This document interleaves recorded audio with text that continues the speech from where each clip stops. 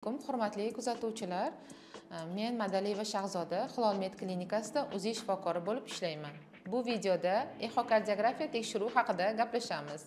Ekokardiografiya tekshiruvi qanday tekshiruv? Ekokardiografiya tekshiruvi nimalarni aniqlaydi va qanday afzal tomonlari bor? Bu tekshiruv kimlarga tavsiya etiladi hamda EKG tekshiruvi bilan farqlari haqida gaplashib o'tamiz. Bu usul yurakning ultratovush yordamida yurakning tuzilishi, harakatlanishi hamda qon oqimi tezligini real vaqtda baholaydigan usul hisoblanadi. Ekokardiografiya tekshiruviga ko'krak sohasida og'riq, hansirash, yurakning tez urib ketishi, nafas siqishi, yurakning sekin urishi yoki notekis urishi, qon bosimining ko'tarilishi yoki tushib ketishi, tez charchash, oyoqlarda shish bo'ladigan kuzatiladigan bemorlarga tavsiya etiladi. Ekokardiografiya tekshiruvi yurakning mushaklarning tuzilishi, devorlarning qalinligi, bo'lmalarning hajmi, yurakning qisqaruvchanligi, qon oqimi va bosimi haqida ma'lumot beradigan usul hisoblanadi. Klapanlar ishlashi haqida ma'lumot beradigan usul hisoblanadi. Yurak bilan bog'liq kasallik tashxisi qo'yilgan bemorlarda, ya'ni yurak ishemik kasalliklari, stenokardiya, infarkt, yurak yetishmovchiligi kasalliklari, yurak klapanlari bilan bog'liq kasalligi bor bemorlarda hamda yurakda shovqin bo'lgan bemorlarda tekshiriladi.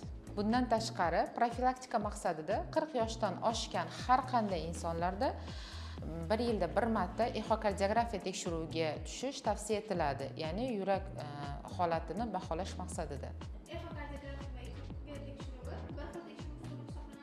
Yo'q, bu usul bir xil tekshiruv usuli emas, chunki ekokardiografiya usuli bu yurakning ultratovush yordamida tekshirish usuli hisoblanadi. Bu usul yurakning tuzilishi, harakati, klapanlari, qon aylanishi, qon oqimi va bosimi haqida ma'lumot beradigan usul hisoblanadi. Real vaqtda baholab beradigan usul bu. EKG bu elektrokardiogramma bo'lib, yurakning turli ritm buzilishlarini hamda yurak ishemik kasalliklari, o'sha yurak miokard infarktini turli bosqichlarini aniqlashga yordam beradigan usul hisoblanadi. Bu ikkala usul ham aslida yurakni tekshirish usuli bo'lib, elektrokardiogramma yurakning turli ritm buzilishlarini, miokard infarktini bosqichlarini aniqlashga yordam beradigan usul hisoblanadi. Ekokardiografiya to'liqroq, ya'ni yurakning qon aylanishi, ichki tuzilishi, klapanlar holati, devorlari, bo'lmachalar hajmi kabi ma'lumotlarni beradigan usul hisoblanadi.